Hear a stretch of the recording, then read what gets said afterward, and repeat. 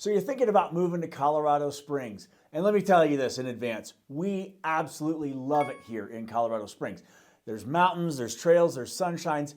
It's kind of amazing here, but it's not all sunshine and mountain views. There's a ton of stuff that you have to know before you make your move that might make you think twice. Let's hop in and check it out. So the number one thing that we talk about when you're moving to Colorado Springs that might hinder you from coming is the altitude. Yeah, I mean, Colorado Springs, depending upon where you're at in the Springs, is at least 6,000 feet or above. So the altitude is no joke, which means you might notice some shortness of breath when you're going upstairs or just walking across the street. Altitude is a very real thing, and you're gonna wanna stay hydrated. You've got to make friends with your water bottle because if you're used to sea level, man, this altitude is legit. Speaking of,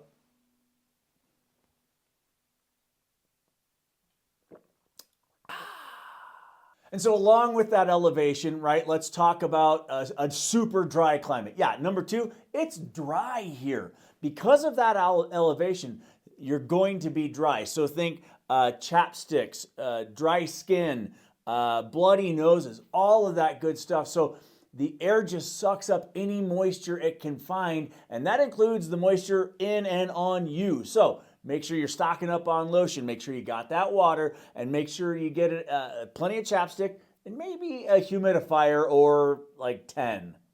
Number three, now this one's kind of weird, and we've talked about it on the channel before as a good thing, but it's also a bad thing, and that is the weather. So when it comes to the weather here, Mother Nature has a tendency to have a split personality, and she really is kind of weird out here. It can be 70 degrees at some point in the morning, and then you've got snow sometime in the evening. It really is that, it swings that wildly out here. It's really weird. So we also live in what's called Hail Alley. So you've heard about the hail out here, and y'all, it is exactly that. It's tough. So make sure that you have great car insurance, but you also might want to consider a garage as a must-have when you're looking for a home out this way. It really is something that you have to consider. The other thing that you want to talk about is the wind, to the point where insurance policies out here actually have a wind and hail deductible specifically for wind and hail damage. So make sure you're securing the trash cans, batten down the hatches, and make sure the kids are inside because they will blow away.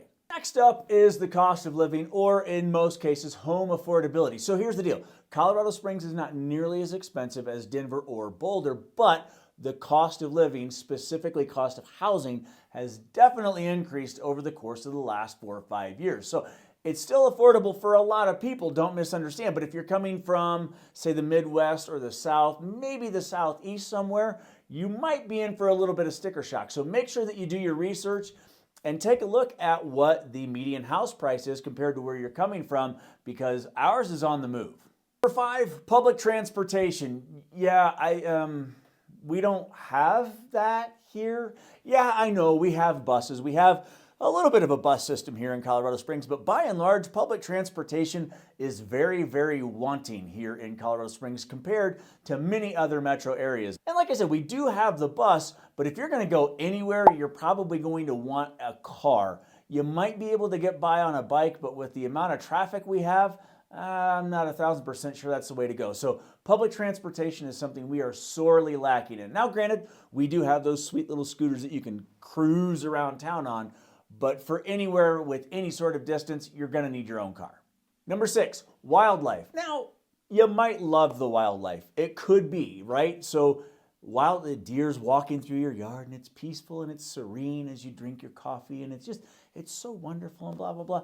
But you also have to know, yeah, there are bears. Bears are a thing in Colorado Springs. You might even get the occasional mountain lion. So if you have an aversion to bears or mountain lions or something like that, wildlife is a legit thing here, and depending upon where you're at in the Springs, could be a hindrance to your lifestyle. So just make sure you have your trash inside. It's not a big deal. By and large, they're leaving you alone, but you'll also want to bring your pets inside and be aware of that, so on and so forth, because the wildlife, the bears and the mountain lions, they're out there.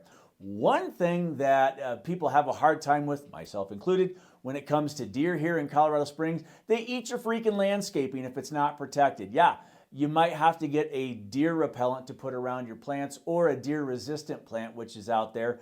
but they're also getting kind of immune to those now that I think about it. So deer are great, but they're also pretty destructive. Oh, one more thing. On your hikes, rattlesnakes, that's, watch out for them. If you hear a rattle off to the side, maybe move along. Next up is how the altitude impacts you and your baking. Now, as you can tell, I enjoy baking. I like a good chocolate chip cookie. And coming from the Midwest several decades ago, I had to make sure that I adjusted recipes to the altitude. Yeah, breads, they rise too fast, cakes can collapse, cookies are a train wreck, all of that stuff. So make sure that you take a look at how you can adjust your recipes to make sure that you're getting the food that you want at the altitude you're now living at, because it's way different than when you're at sea level. So hey, as most of you already know, I am Mark with My Front Range Living. Our team is a team of full-time real estate agents here in Colorado Springs. And despite all this, if you get through this and you still want to move to Colorado Springs and you have questions, please make sure you hit up our website in the description of the video below. We would love to help you out any way that we can. All right, number 8 on our list, and this impacts my wife almost every freaking year, and that is allergies. Yeah, along with that sweet, dry climate, yeah, you don't get a lot of rain, but everything's so dry. So pollen and different pines in the air, all of it, it hit cottonwoods. They all hit hard and seemingly all at the same time. So springtime is really rough. Early summer is super rough. So make sure if you are sensitive to allergies, you have plenty of medicine. Number 9, road construction. Truly the bane of my existence right now. It seems like there is always road construction in Colorado Springs, especially right now. They've done a lot of bridge research and realized that many of the bridges in Colorado Springs needed to be completely redone because they weren't deemed to be safe. I get it. And we also have limited through routes, which we'll talk about in a little bit. But for right now, road construction, it's just tough. It seems like it's always going on. And I know that Colorado Springs is not the only place that it happens, but because of our limited north-south throughways and our even more limited east-west throughways, any sort of construction can throw you way off. And when you add in all the freaking potholes, oh my gosh. With snow removal comes a ton of potholes. There's potholes everywhere, as well as utility work that happens all the time in Colorado Springs. So just allow yourself a little bit of extra time and know that you're going to hit a pothole as you're going through construction.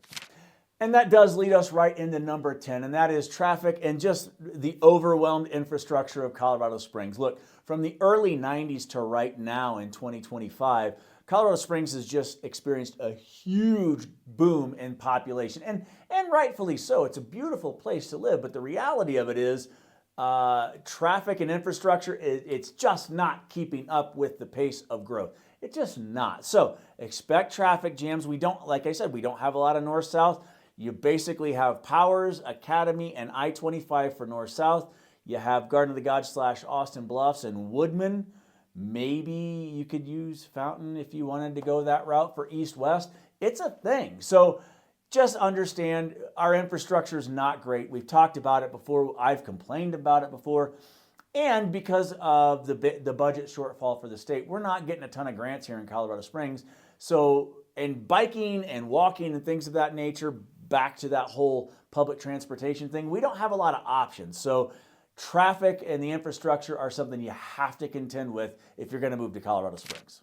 Next up on our list at number 11 is the homeless population. And the homeless population is a really tough subject. I understand that there's a lot of sensitivity in that space. I understand that.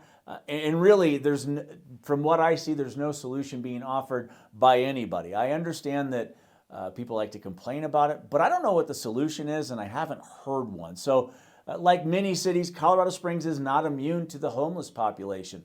And so it's just something to be aware of, especially if you're going to be in the south part of town, maybe the downtown area, and certain parks. You just want to be cognizant of it. Look, our neighbors without an address have to be considered until we figure out what the solution is. Next up at number 12, that's right, we're up to a dozen reasons why Colorado Springs may not be the best fit. and that is crime. The crime is going up. The crime rates are going up, and it stands to reason. As I said, the population just continues to grow, and that's going to bring some crime rate increases with it. Now, here's the deal. Most neighborhoods very, very safe in Colorado Springs, but you want to make sure that you're doing the research as to where you're looking to move and just taking a look at what those crime rates look like. And you can get that information on the Colorado Springs Police Department's website. They have that readily available. And here's the deal. Just like anywhere else in the world, we're struggling to find good police officers. It's really, really hard to do because of that growing population. And again, that budget shortfall we were talking about. More police officers means more money. There's just a lot of things that go into why the crime rate might be the way that it is. And I judge that CSPD does a fantastic job. We very much appreciate their efforts. And the reality of it is they can't catch everything all the time. So crime rates are going up as the population increases and resources for law enforcement become even more limited. Number 13, let's put a bow on this, is a limited nightlife scene. So if you're coming from a major metropolitan area and you're like, hey, 11 o'clock is when the evening starts for me. Well, Colorado Springs may not be for you. So look, yeah, we have a ton of options. We've got breweries, we've got distilleries, we have cocktail bars, some great stuff going on downtown. But the reality of it is most stuff is shutting down or at least starting to slow down about 9 or 10 o'clock at night. So if 11 o'clock is when you are used to starting your evening, Colorado Springs may not be for you. I personally love it. It's a great town. Hey, I got my fun in, I'm out, I'm going home. That's fantastic. Even the Ford Amphitheater, they shut down about 10:30 of an evening. It's so great, but it's gonna be kind of tough for you if you're used to clubs or things that are open well into the morning. Now, there are a few downtown Tejon. There's a few over on the east side. There's very few in Old Colorado City, but there are a few. If you're looking for a club scene or something like that, Colorado Springs isn't really for you. It's not something that's not part of the lifestyle here in Colorado Springs. But there are a few establishments that might scratch the itch, but it's nothing at all like a major metro area. All of that to say, if you're more into early morning hikes than you are clubs and the nightlife, Colorado Springs could be perfect for you. Okay, deep breath. That was a lot of reasons why Colorado Springs may not be good for you. But hey, listen, every place has quirks and challenges. The key is knowing what you're signing up for. So if you have questions about Colorado Springs, and before you say, yep, I'm all in, and your chips are in the middle of the table, just make sure you're doing some research. It's a beautiful city. It's a wonderful area. Like I said, we love it. It's a great city. You just want to make sure that you're doing the research and it's the right fit for you. So if you are still thinking about that move, reach out. Again, our website is in the description of the video below. We would love to help any way that we could, and we're happy to answer any of your questions. So if you have questions, just let us know. We're here for it. We're ready to help you make Colorado Springs feel like home. Once again, I'm Mark with By Front Range Living. We look forward to seeing you soon. Have a great day.